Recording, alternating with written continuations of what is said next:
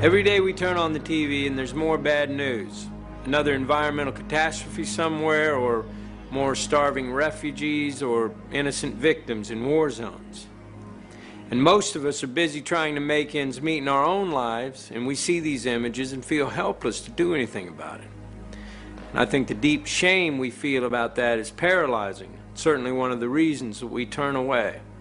The object of this documentary is to look at the flaws in our systems that allow these things to happen, and the mechanisms that actually work against us, and to show you a very simple but powerful way that we can actually change the world we live in. The material for this film is taken from facts available to the public and from interviews with some of today's leading thinkers. However, we do live in a world full of conspiracy theories, and all I ask is that you keep an open mind, but question everything.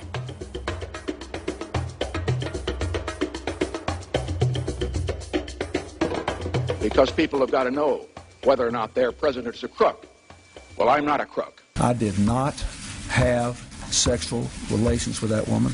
Indeed, I did have a relationship with Miss Lewinsky. I think that gay marriage should be allowed. I do not believe that gay marriages should be legal. I am honored to be here with Barack Obama. So shame on you, Barack Obama. Iran, Cuba, Venezuela, these countries are tiny compared to the Soviet Union. They don't pose a serious threat to us. Iran is a grave threat. We can end illegal immigration. We're never, ever going to be able to totally control immigration. You have said in the past that it was, quote, pretty well confirmed. No, I never said that. Okay. I never think said that is... No, it's absolutely not. What I said was, it's been pretty well confirmed. There are known knowns. There are things we know that we know.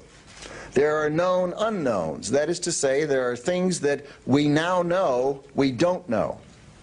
But there are also unknown unknowns. There are things we do not know we don't know. One of the most important beliefs that people have about politicians is that politicians do whatever polls tell them to do. We hear a lot of complaint about the lack of strong leadership, that politicians find out what the public wants and then they pander to it, or at least they say they'll pander to it. Now, what this idea of the poll-driven politician creates is the impression that the political system may have all kinds of problems, but on the whole, it's responsive and accountable to the public.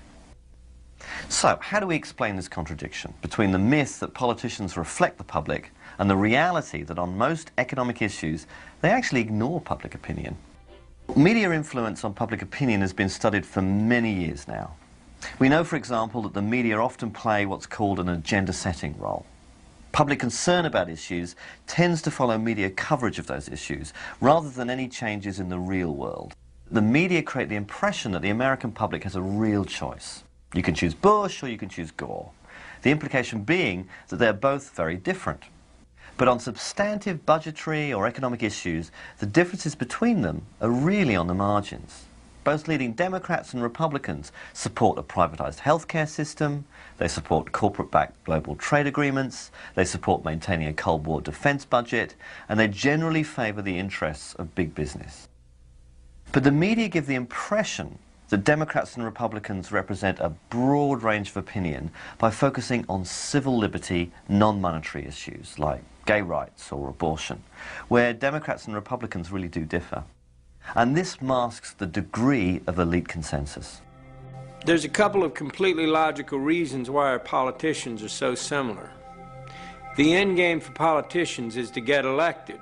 The people who vote are, for the most part, quite moderate in their views.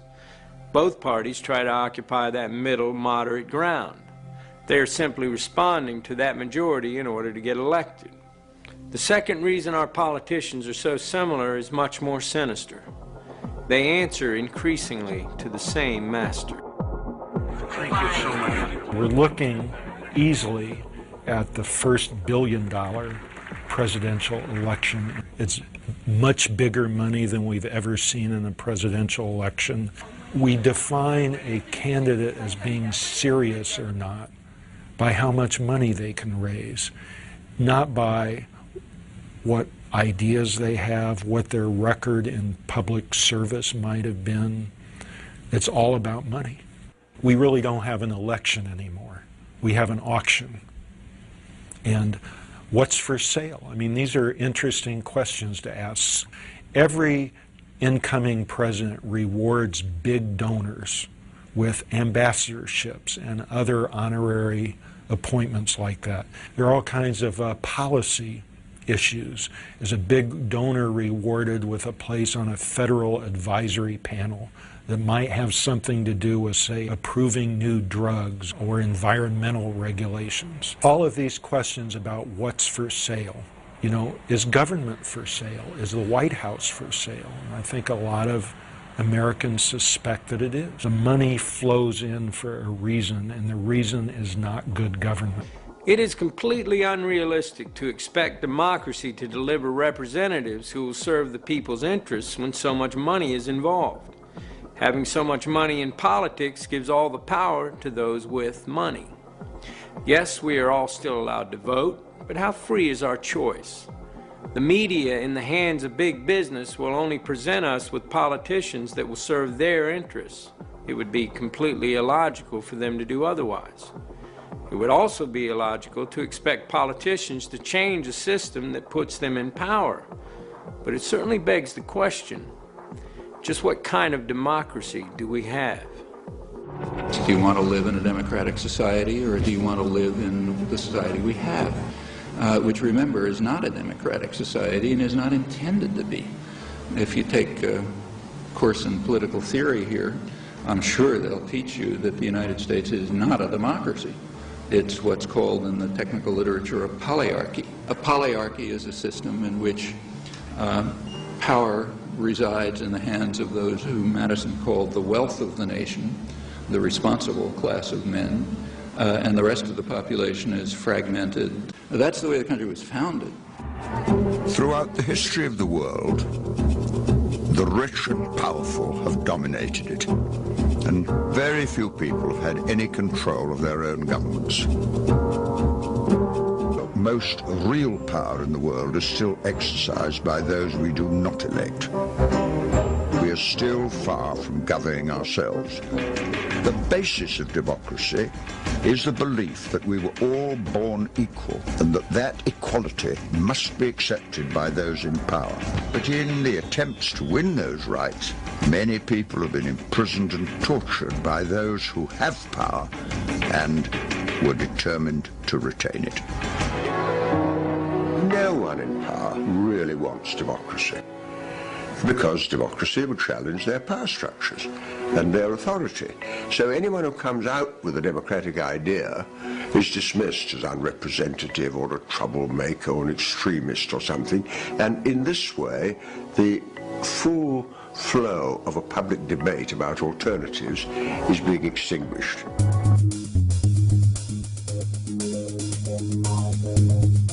Big business is about making money.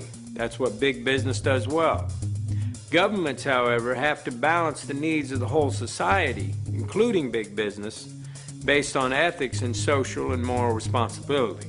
But if our corporations have become more powerful than our governments, then we have to understand the effect that is going to have on our systems. Corporations are artificial creations. You might say they're monsters trying to devour as much profit as possible at anyone's expense. The 14th Amendment was passed at the end of the Civil War to give equal rights to black people. And what happens is the corporations come into court, and corporation lawyers are very clever, and they say, oh, you can't deprive a person of life, liberty, or property. We are a person. A corporation is a person. These are a special kind of persons which are designed by law to be concerned only for their stockholders and not, say, what are sometimes called their stakeholders, like the community or the workforce or whatever. I believe the mistake that a lot of people make when they think about corporations is they think, you know, corporations are like us. They have feelings, they have politics, they have belief systems. They really only have one thing, the bottom line. All publicly traded corporations have been structured through a series of legal decisions to have a very disturbing characteristic. They are required by law to place the financial interests of their owners above everything else, even the public good. That's not a law of nature. That's a very specific decision, in fact, a judicial decision. So they're concerned only for the short-term profit of their stockholders, who are very highly concentrated. So the pressure's on the corporation to deliver results now and to externalize any cost that this unwary or uncaring public will allow it to externalize. Towards the end of 1989, a great box of documents arrived at my office without any indication where they came from. And I opened them and found in it a complete set of Monsanto files, particularly a set of files dealing with toxicological testing of cows who had been given RBGH. BST, trade name Posilac, is being used in more than a quarter of the dairy herds in the United States, according to Monsanto. The milk has been drunk by a large portion of the American population since the Food and Drug Administration declared it safe for both cows and humans 4 years ago. And at that time, Monsanto was saying, there's no evidence whatsoever of any adverse effects, we don't use antibiotics, and this clearly showed that they had lied through their teeth. The files described areas of chronic inflammation in the heart, lung, kidney, spleen, also reproductive effects, also a whole series of other problems. There's a cost to the cows. The cows get sicker when they're injected with RBGH. They're injected with antibiotics. We know that people are consuming antibiotics through their food, and we know that that's contributing to antibiotic-resistant bacteria and diseases. And we know we're at a crisis when somebody can go into a hospital and get a staph infection and it can't be cured and they die. That's a crisis. Again and again, we have the problem that whether you obey the law or not is a matter of whether it's cost effective. If the chance of getting caught and the penalty are less than it costs to comply, people think of it as being just a business decision. Every living system of Earth is in decline. Every life support system of Earth is in decline. And these together constitute the biosphere. The biosphere that supports and nurtures all of life, and not just our life, but perhaps 30 million other species. The typical company of the 20th century. Extractive, wasteful, abusive, linear in all of its processes. Taking from the earth, making, wasting. We're leaving a terrible legacy. Corporations have gone global. Regardless of whether the corporation can be trusted or cannot be trusted, governments today do not have over the corporations the power that they had and the leverage that they had 50 or 60 years ago. And that's a major change. So governments have become powerless compared to where they were before.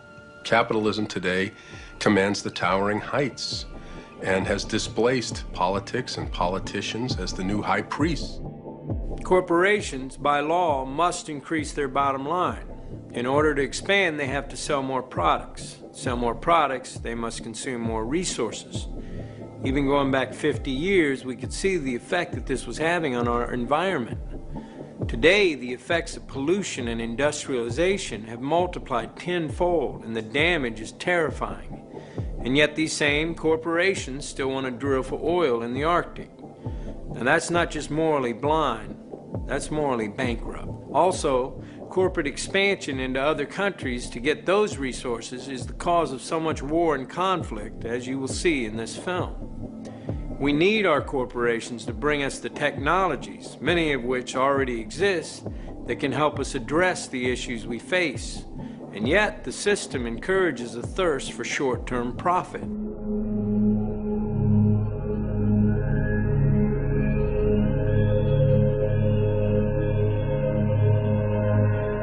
I know many of us have heard stories about powerful groups of businessmen who pull the strings of governments from behind closed doors. And so many rumors have sprung up around organizations like the Bilderbergs and the Council on Foreign Relations that it's really difficult to know what to believe. However, it is an interesting fact. The Federal Reserve Bank of the United States is not actually owned by the government. It is owned by a private banking cartel. Now, whoever these men are that can loan money to governments have to be some of the most influential men in the world, and yet we don't know who they are. Not all conspiracy theories are just theories. And the research for this film pulled up some interesting quotes.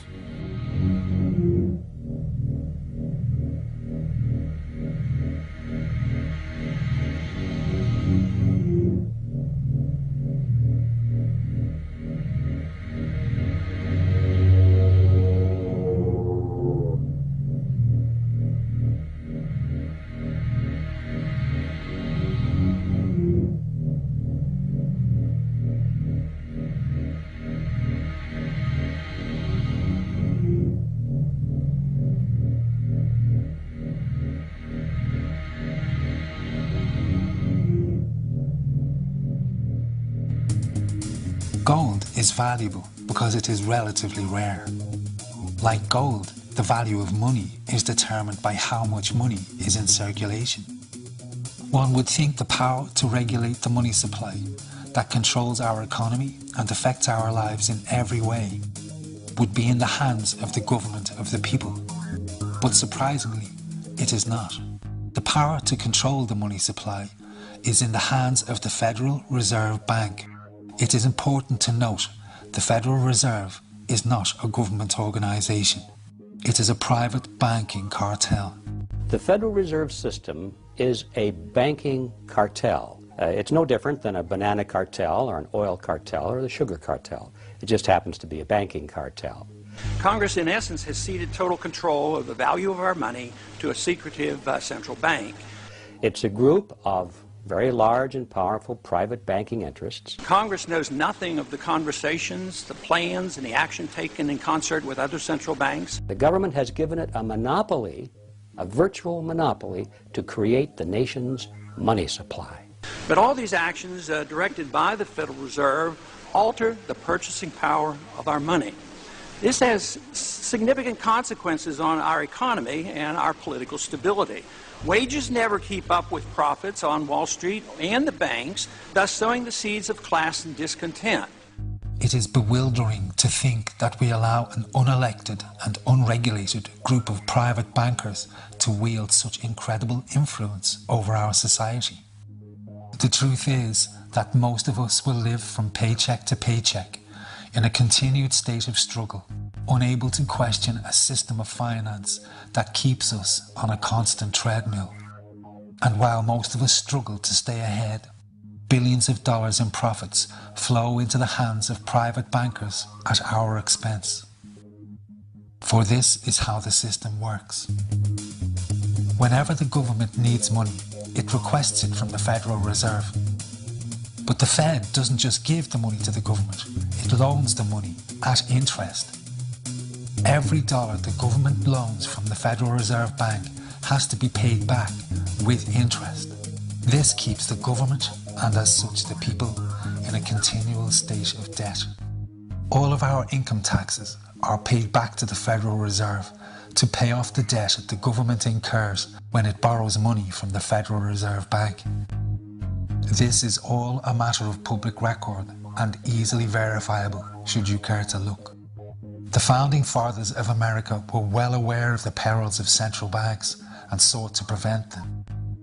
Several central banks were set up but then removed, but the ruthless and powerful bankers, the Rockefellers, the Morgans, the Warburgs, the Rothschilds, were determined to set up a central banking system in America at any cost. In the early 1920s, J.P. Morgan, one of the most influential bankers of his day, caused massive panic in the markets by spreading rumours that many private banks were about to go bankrupt.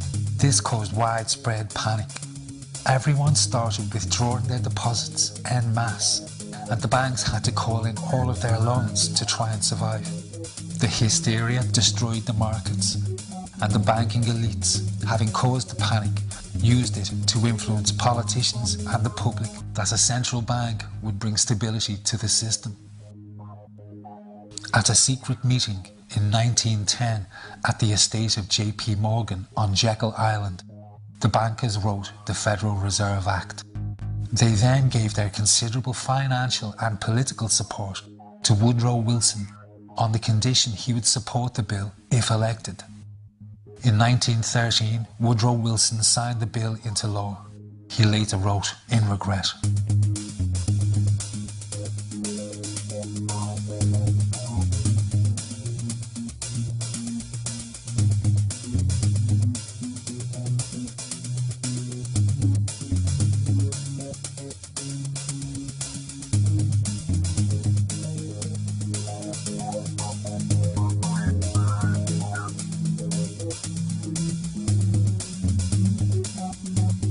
bankers made immediate moves to increase and consolidate their power. From 1921 to 1929, the banks drastically increased the money supply, making millions of loans. Then, in October 1929, having quietly exited the markets, they started calling in those loans en masse. The hysteria that followed led to the Great Depression. The conspiring bankers bought up rival banks and massive corporations for pennies on the dollar. Their position of power and influence had become absolute.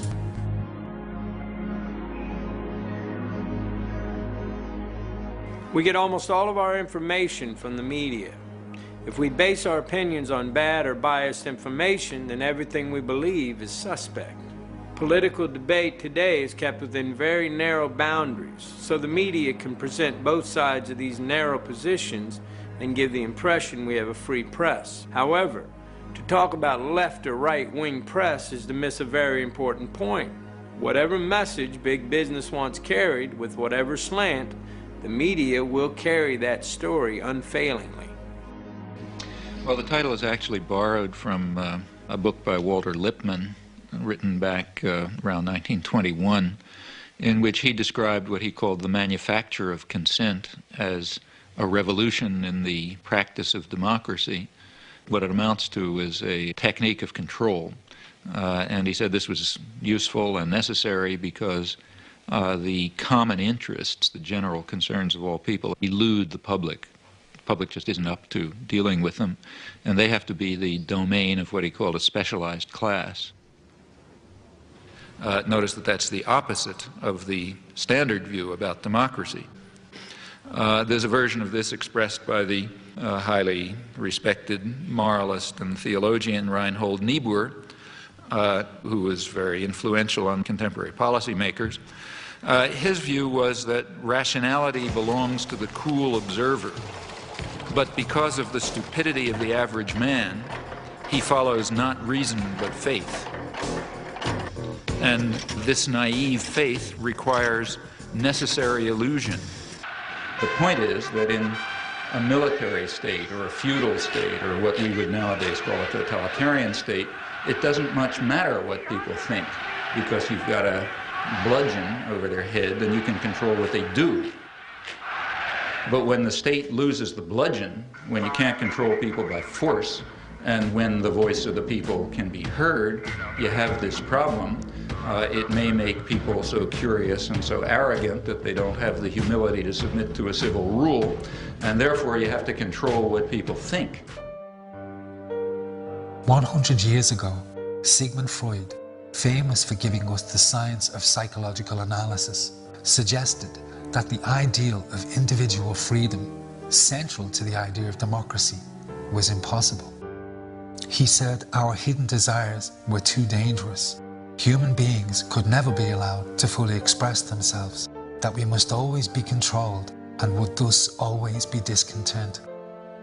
Sigmund Freud's American nephew was Edward Bernays. Bernays is almost completely unknown today, but his influence on our society is possibly much greater than Freud. Bernays took the new science developed by his famous uncle and used it to manipulate the masses. Bernays is the man who invented the profession and the term public relations. He worked for most of the major corporations and advised politicians on how to win favour with the public. Like Freud, Bernays was convinced that humans were driven by irrational forces, but by stimulating our inner desires and then sating them with consumer products, he created a new way to manage the irrational behaviour of the masses. What Eddie got from Freud was indeed this idea that there is a lot more going on in human decision-making, not only among individuals, but even more importantly among groups, than this idea that information drives behavior. And so Eddie began to formulate this idea that you had to look at things that would play to people's irrational emotions.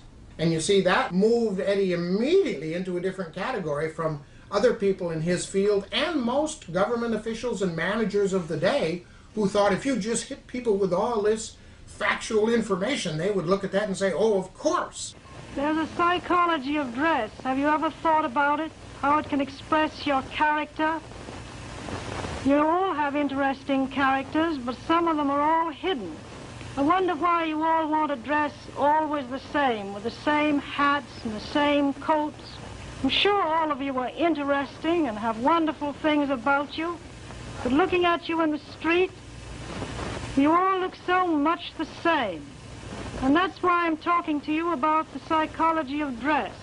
Try and express yourselves better in your dress. He had a home in the corner suite of the Sherry Netherland Hotel. And here's this wonderful suite with all these windows looking out on Central Park and across at the plaza and on the square. And he would use this place to hold a soiree. The mayor would come. All the media leaders would come, the political leaders, the business leaders, the people in the arts. I mean, it was a who's who. People wanted to know Eddie Bernays because, you know, he himself became a sort of a famous man, a sort of a magician who could make these things happen. Eddie Bernays saw the way to sell product was not to sell it to your intellect, that you ought to buy an automobile, but that you will feel better about it if you have this automobile. I think he originated that idea, that they weren't just purchasing something, but they were engaging themselves emotionally or personally in the product or service.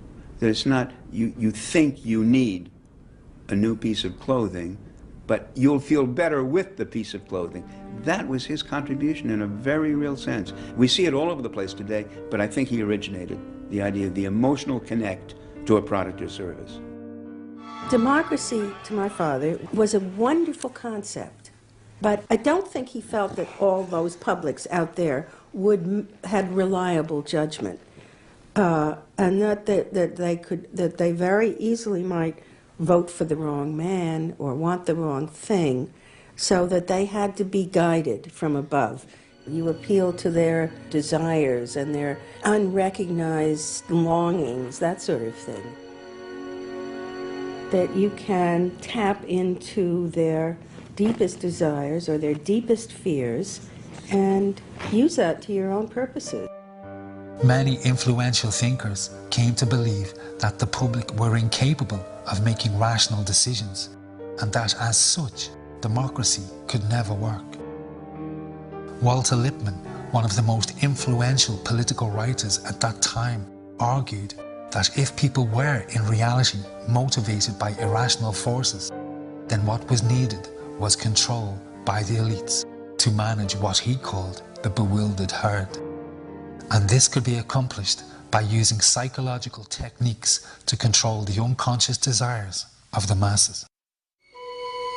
So here you have Walter Lippmann, probably the most influential political thinker in the United States, who is essentially saying that the basic mechanism of the mass mind is unreason, is irrationality, is animality. He believes that the mob in the street, which is how he sees ordinary people, are people who are driven not by their minds but by their spinal cords.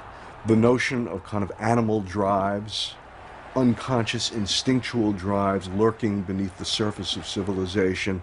And so they started looking towards psychological science as a way of understanding the mechanisms by which the popular mind works, specifically with the goal of figuring out how to understand how to apply those mechanisms to strategies for social control.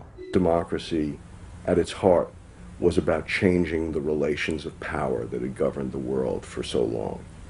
And Bernays' concept of democracy was one of maintaining the relations of power, even if it meant that one needed to sort of stimulate the psychological lives of the public. So democracy is reduced from something which assumes an active citizenry to the idea of the public as passive consumers. Driven primarily by instinctual or unconscious desires, and that if you can in fact trigger those needs and desires, you can get what you want from them. The corporations understood that to change our consumer culture from needs-based to desire-based purchasing, people must be trained to want new things even before the old had been consumed. Bernays really is the guy within the United States more than anybody else who sort of brings to the table psychological theory as something that is an essential part of how, from the corporate side, of how we are going to appeal to the masses. He showed the corporations how they could make people want things they did not need by linking products to their unconscious desires. And the mass media would be the key. The media and marketing men spend billions of dollars in research. They have developed an entire science based on the very best psychology that knows exactly which one of our buttons to press to make us swallow an idea or buy a product. And they're not just selling us laundry detergent. They sell us everything from plastic gadgets to warfare. If we are to make decisions about the future of our society, the single most important thing we need is the truth.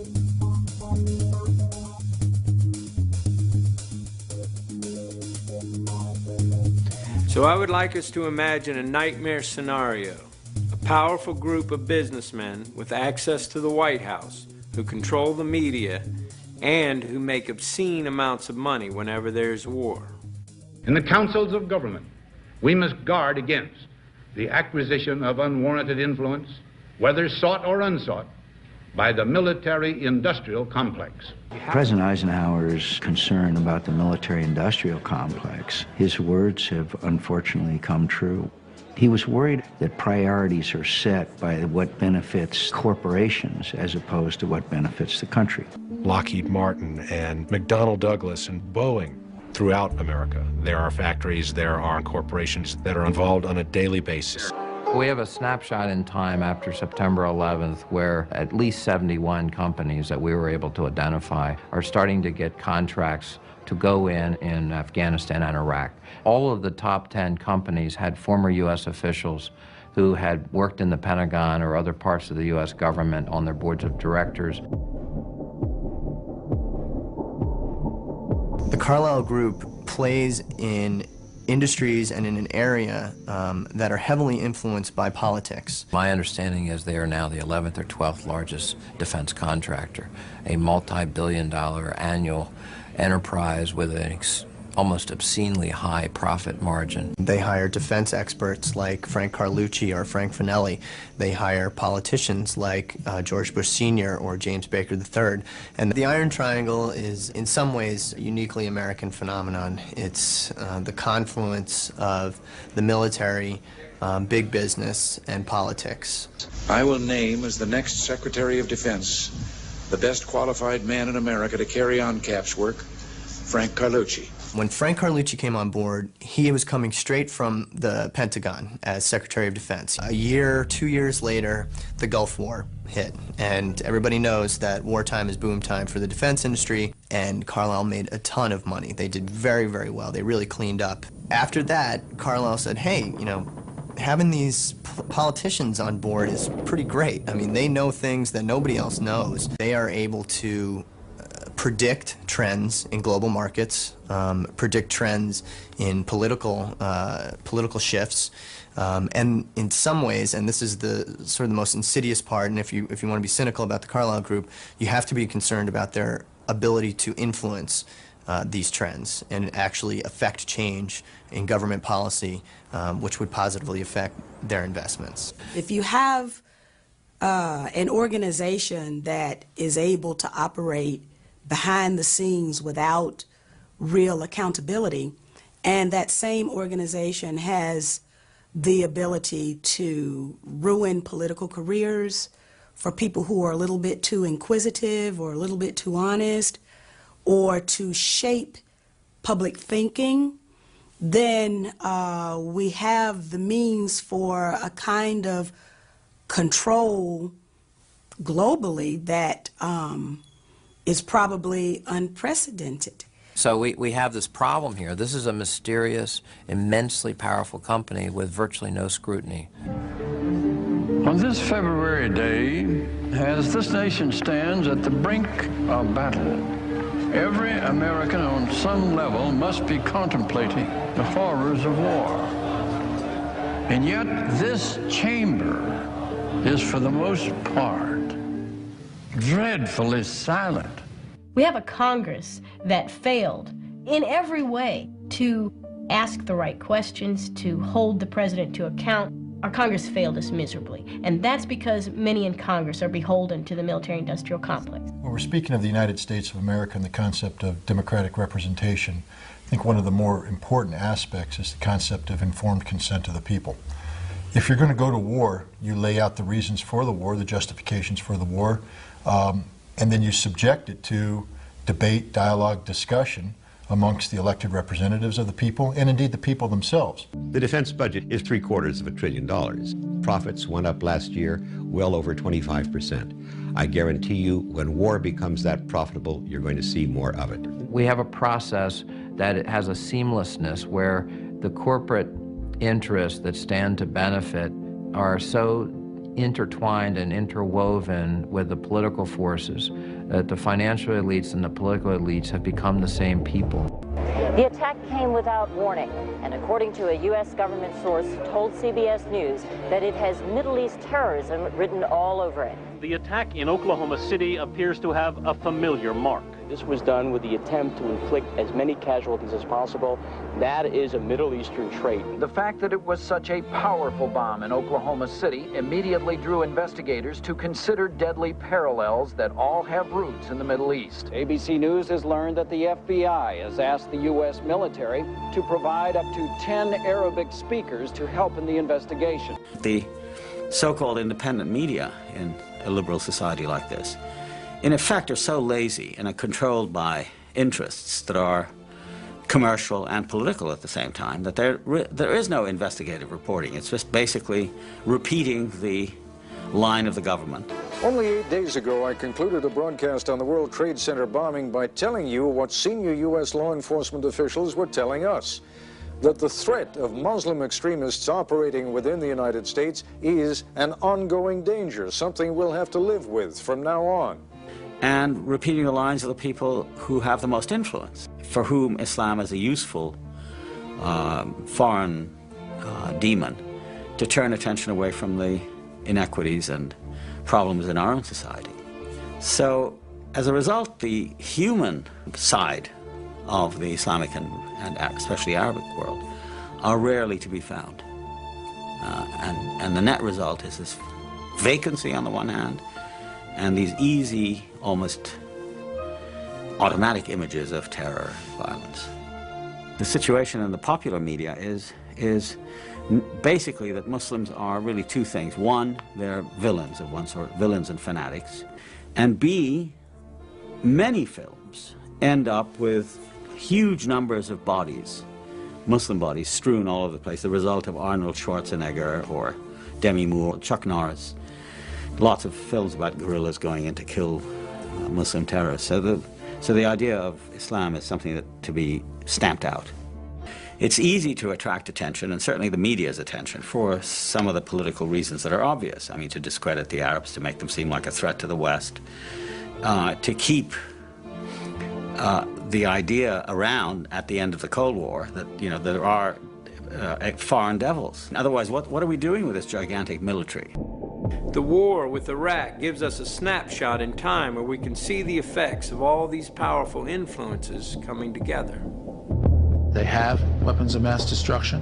That is what this war was about. Saddam Hussein possesses biological and chemical weapons. The fact that there are weapons there. You've heard the president say repeatedly that he has chemical and biological weapons. With the drumbeat for an attack on Iraq increasing, the Bush administration may finally have the ammunition they've been looking for. September 11th. September 11th. September 11th. September 11th. September 11th. Dangerous world. A grave new threat. There is no doubt that he is amassing them to use against our friends, against our allies. A Hollywood set designer was brought in to create a $200,000 backdrop for official war briefings. In USA Today and in the major network coverage and so forth, you have this very elaborate computer-generated graphic sort of coverage of the different U.S. Air Force and Army planes and gunships and helicopters and very snazzy weapons of all descriptions. Well, it's quite amazing. I've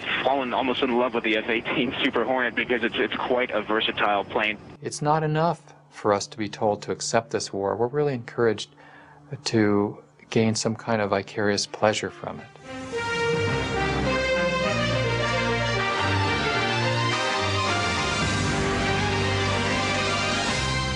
The Pentagon, for many years now, since Vietnam, has worked extremely hard at shaping news and how the media reports that news. We train people to say certain things in a certain way. Well, a militia group linked to terror being backed by Iran and setting up camp on America's doorstep? The propaganda campaign waged by the media was so successful that by 2003, opinion polls showed the vast majority of Americans believed Saddam Hussein was linked to 9/11.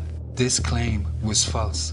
The majority believed he possessed stockpiles of weapons of mass destruction. This claim, too, was false.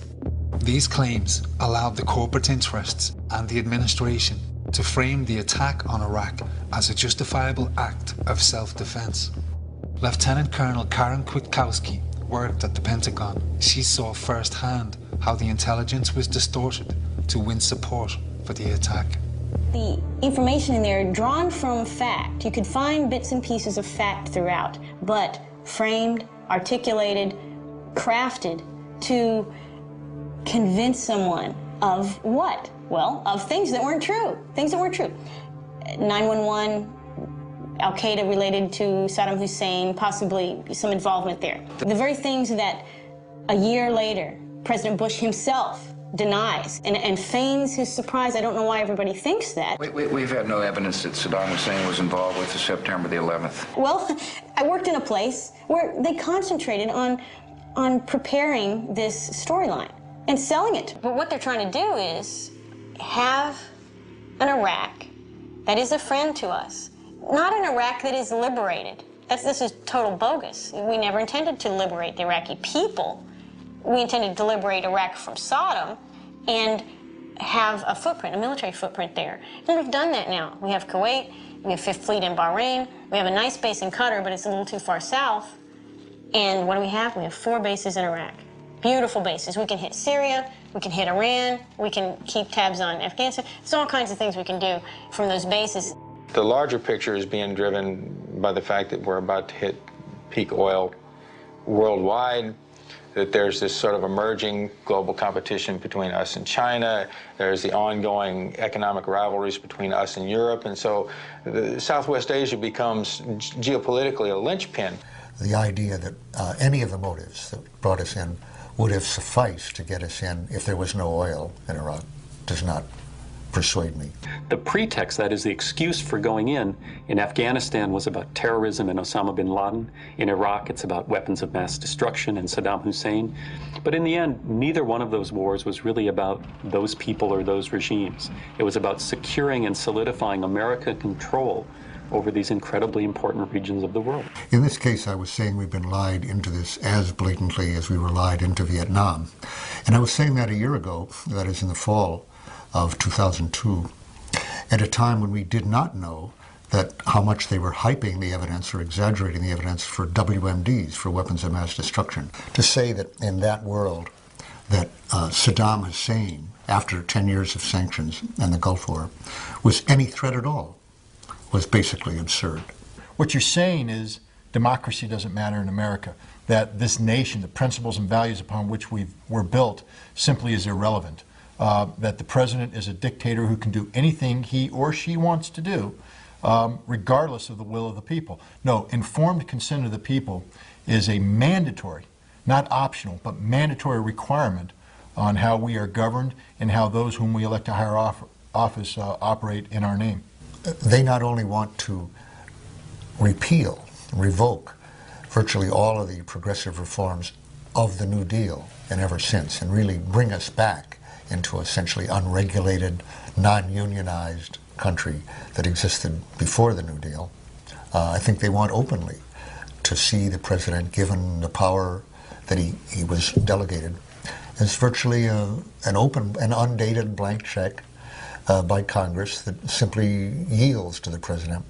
They clearly are trying to repeal that aspect of our Constitution, which gives Congress that authority, which the founders wrote in order, as a result of debate, in order to limit our going to war, to make it harder to go to war, to put that in the hands of hundreds of people instead of one man. They saw the alternative as the attribute of monarchy they most wanted to avoid. I don't think they take seriously any merits or advantages to a country of a Bill of Rights, unless it's the right to bear arms. But free speech, free assembly, I don't think they respect that at all. Freedom does not simply mean rallying oneself behind the flag here. This is a great flag. But freedom means allowing the kind of dissent and vigorous debate and tolerance of onerous points of view that people regard as obnoxious and hateful, because we understand that once you say, I don't want to hear that point of view, you can't say that, you begin to stifle all kinds of points of view. You begin to create a mindset. Freedom is a very delicate thing. It's a very delicate thing between limiting people's intellectual growth or not. And that's why we have to be vigorous and extremely proud. If this flag means the Constitution of the United States, we as Americans should be very, very proud of that. And we should do everything that we can to fight those people who, for political reasons, are trying to limit basic freedoms in America. It's this kind of ideology that has grown up in the wake of the Cold War, propounded quite openly by what we are calling neoconservatives in America, that identifies the United States as a colossus athwart the world, a new Rome, beyond good and evil. We no longer need friends. We don't need international law. Like the old Roman phrase, it doesn't matter whether they love us or not, so long as they fear us. I've been a born New Yorker all my life. I've lived here all my life. So for me, it was a powerful personal event. What I remember, what I think it taught, of course, my first reaction was fear, anger, rage, vengeance. I think all of us, if we're human, had that reaction. The question for all of us is what we remember and what we do with the memories. What is the lesson? What does it tell? What does it teach? For the president, it teaches the lesson of the axis of evil. States like these and their terrorist allies constitute an axis of evil. It teaches the lesson that America has enemies, secret, dangerous enemies who have to be taken out. Our enemy is a radical network of terrorists and every government that supports them. It teaches the lesson that we can never be weak. We have to flex our muscles at every turn. We will fight with the full force and might of the United States military. That's one kind of lesson. It creates a politics of fear. The politics of fear that this administration has deployed in trying to respond to terrorism has itself in some ways been much more dangerous than terrorism itself. And this administration has been, I think, responsible for inciting the very terror that it was the terrorists' purpose to incite in America. Calling it Code Orange Plus. The Fed's decision to raise the terror alert to high. America on high alert from biggest cities to smallest towns. Red, yellow, orange. We're afraid. Be afraid. What level of fear? The government can program that without any justification. You know, we have an intelligence report that terrorists are about to attack. Who? We don't know. Where? We don't know. What? We don't know. But you tell us, so now we're afraid. A Connecticut man wrapping his family's 19th century farmhouse with plastic, sealing it in duct tape. States who sponsor terrorism. We're too great a nation to allow the evildoers to affect our soul. The decision was made within the administration to take this event, to take the struggle against Al-Qaeda, and make it into a full-fledged struggle against good and evil. Either you are with us, or you are with the terrorists. The important thing to remember here is one didn't have to put it in these terms. One didn't have to say, if you're not for us, on our side, you're on the side of the terrorists. That was not a necessary response. That was a chosen response. The more we're afraid, the more you ask us to give. Patriot Act 2, enhancements to the Patriot Act. Now the budget's starting to be bankrupted. Billions flowing out of this country into into a war on terror, more defense expenditures. And therefore, I've asked Congress for a one-year increase of more than $48 billion for national defense, the largest increase in a generation. Perpetual war, the loss of civil liberties, the lack of trust in government because they don't tell the truth. These are outrageous and unpleasant political developments, but they don't necessarily spell the end of the United States. Financial bankruptcy does. Things that can't go on forever don't. What we're talking about right now is the rigged American economy can't go on forever, and it's not rocket science to say so. One war after another, we become a warfare state.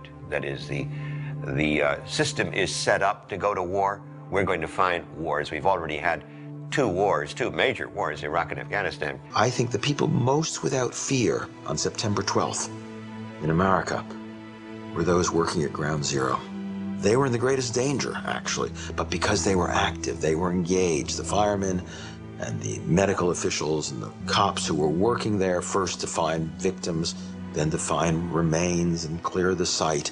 They had a civic task. They were engaged and they weren't afraid of anything. American citizens after 9/11 said to the president, what can we do? What can we do to become engaged and take some responsibility? President Bush unfortunately said, go shopping. Go back to the mall. Go back to your normal lives. We'll take care of it.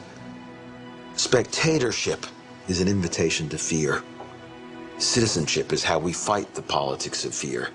The politics of citizenship, the politics of engagement, taking responsibility is a much better way to deal with terrorism than hunkering down, being spectators, and allowing the government to rob us of our liberties, to rob us of our multiculturalism in the name of protecting us. I think the history of the United States as a work in progress and our attempt at democracy here is a constant struggle between capitalism and democracy. And there have been ebbs and flows where democracy looks like it's winning. You rein in those powerful forces. But the fundamental reality is that most of the government's decisions today are substantially dictated by powerful corporate interests. Clearly, capitalism is winning. For anyone who doesn't yet know, our corporations have been in the Middle East trampling on their beliefs and customs since they discovered oil. Our corporations will tell us they are just getting us the things we need, and there is truth in that. But we have to decide what price we are willing to pay. We as individuals drive the demand for these resources, as long as we are all aware of the fact that there is blood in this oil. And that is the decision that we make, and so be it.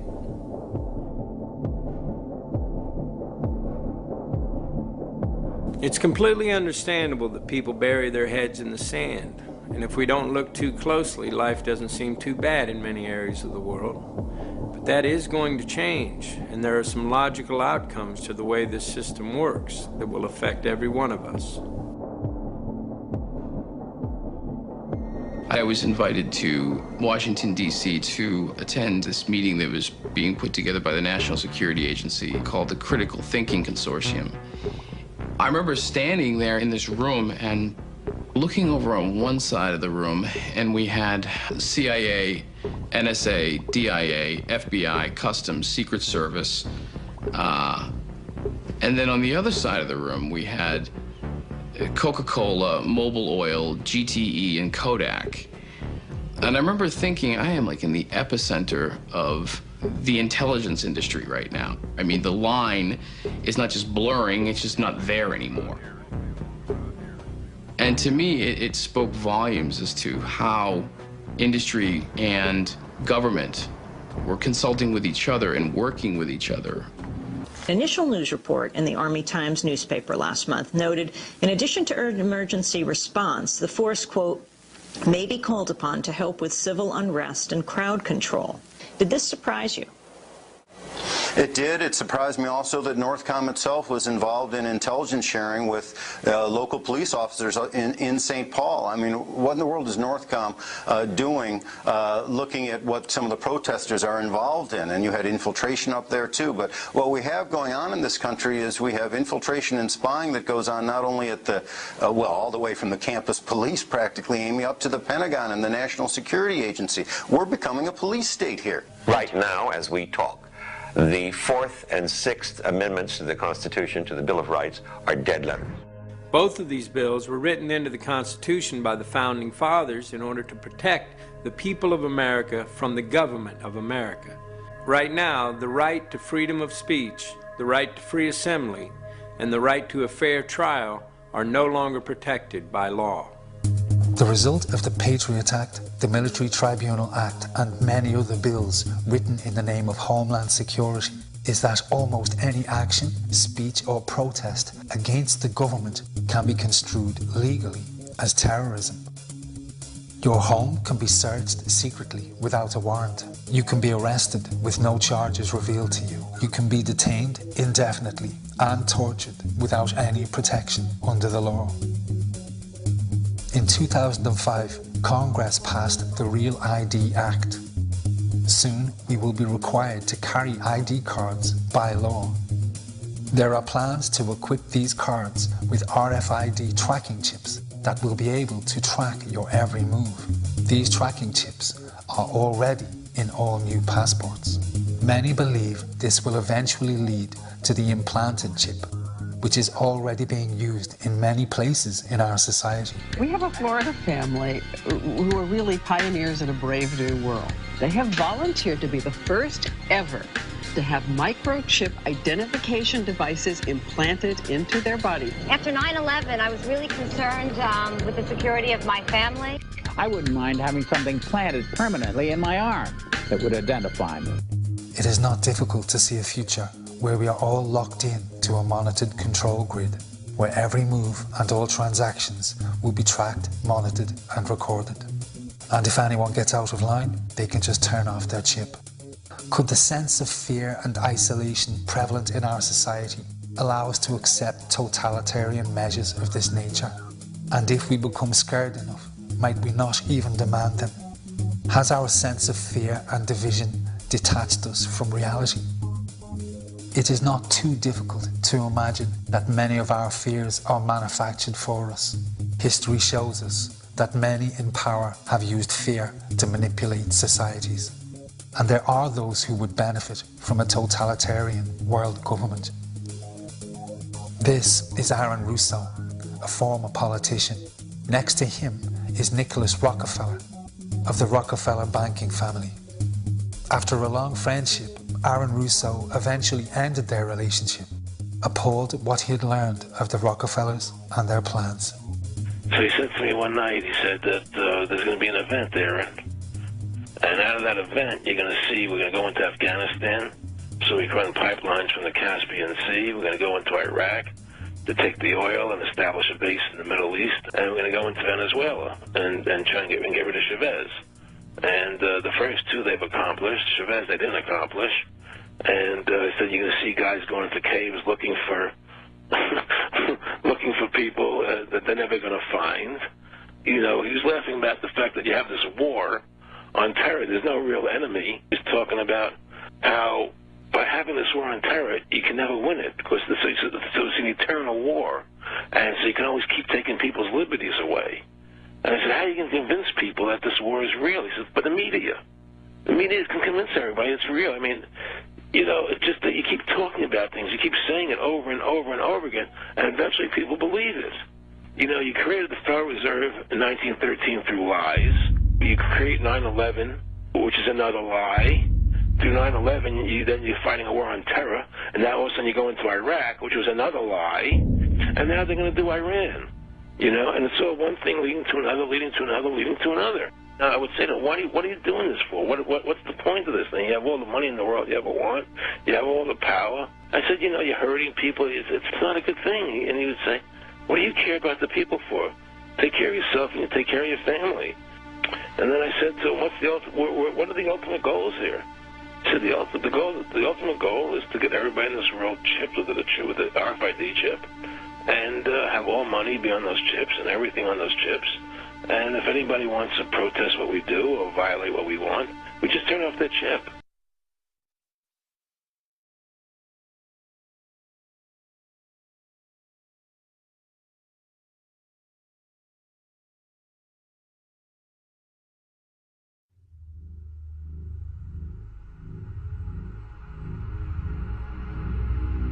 There are some very troubling possible futures for our society.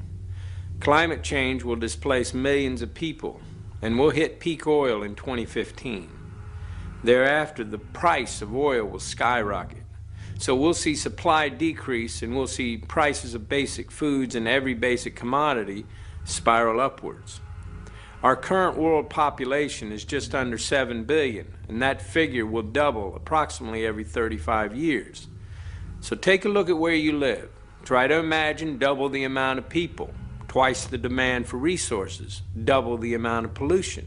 Massive changes are coming whether we like it or not. I'm not a politician. I'm not looking for your vote, so I can give it to you straight. This system cannot continue. So who will make the decisions about who gets food to eat, or who goes hungry, or who gets water to drink, and who goes without?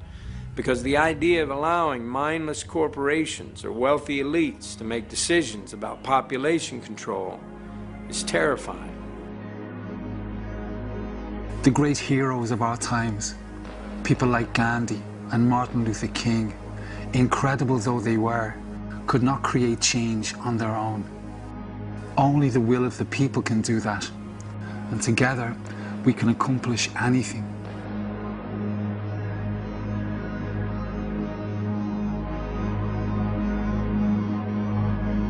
Interestingly, the way to win back democracy, end the wars, and save our environment has just one cure, and it's simple.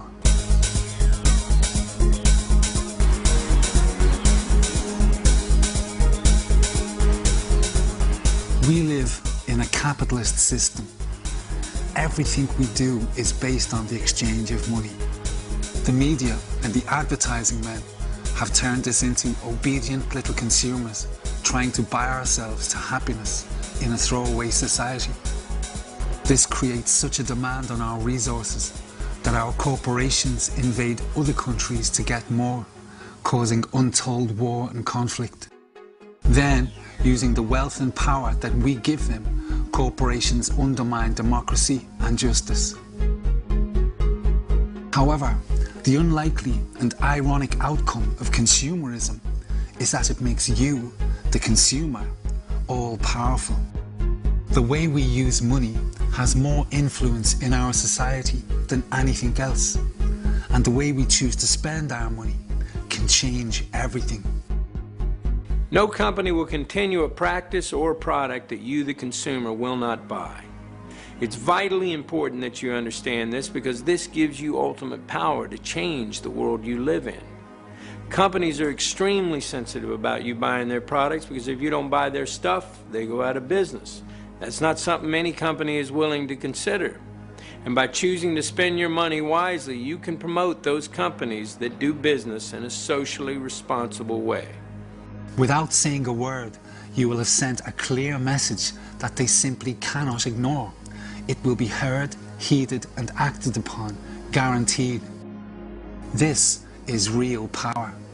For example, if a company pollutes the environment or uses bad business practices, if you don't buy their stuff, they will change. If you don't want food with chemicals or GMOs in it, then don't buy it. Basic foods and cleaning products make up 70% of our weekly purchases. This drives the agriculture and chemical industries that have a massive effect on our environment. If we can start making the right choices about these simple everyday purchases, we can save our environment. We've got into the habit of buying junk fast foods that have no actual food in them. We buy gallons of poisonous household cleaners when one degradable soft soap will do. We are poisoning our homes and wasting our hard-earned money for no good reason. Why? Because the advertising industry tells us to. They just want you to buy stuff. The car is the single biggest drain on the Earth's resources. Just about every mineral, every chemical, and every metal known to man goes into the manufacture of our cars. The gasoline engine is inefficient and poisons our environment. The car, as it is today, cannot be sustained. It is up to us to drive the demand for clean, efficient vehicles. Do not underestimate the power of that dollar bill in your pocket. The way you spend that dollar already affects economies and lives around the world. Spent wisely, it can fix every problem known to man. The minute we start taking responsibility and spending our money wisely, every politician, every corporation, and leader around the world is going to know that we have woken up. And that is the most important point in this film. All of the abuse in our system happens because we just roll over and take it. But when we get involved and start making the right decisions, everything changes. Our consumer choices are the easiest way for us to get involved in a very meaningful and powerful way. But the issue is our involvement. You and I taking responsibility, you and I demanding the truth, learning the facts, and making our decisions accordingly. There are serious decisions to be made about the future of our society. Because there are so many of us, and population levels are rising all the time, we have to drastically reduce our demand for every consumer product. Breaking the habits of a lifetime won't be easy. Retooling industry and maintaining balance in our markets and economies is a massive undertaking. But we can address all of these questions. You have the power to deny profits to offending corporations and support those who maintain good practices. You can express the concerns you hold dear and herald a new beginning at every level of our society. This is the 21st century. If we use our resources wisely, there's no reason why anyone shouldn't have what they need. There's no reason whatsoever why people are still starving to death on our planet. And the common man or woman, whether they are Israeli or Palestinian, Protestant or Catholic or Iraqi or American, the common man just wants to live in peace and justice in a clean environment. When we look around the world and we see that that is not the case, we know that the will of the majority is not being listened to. That's the first sign that our system is broken.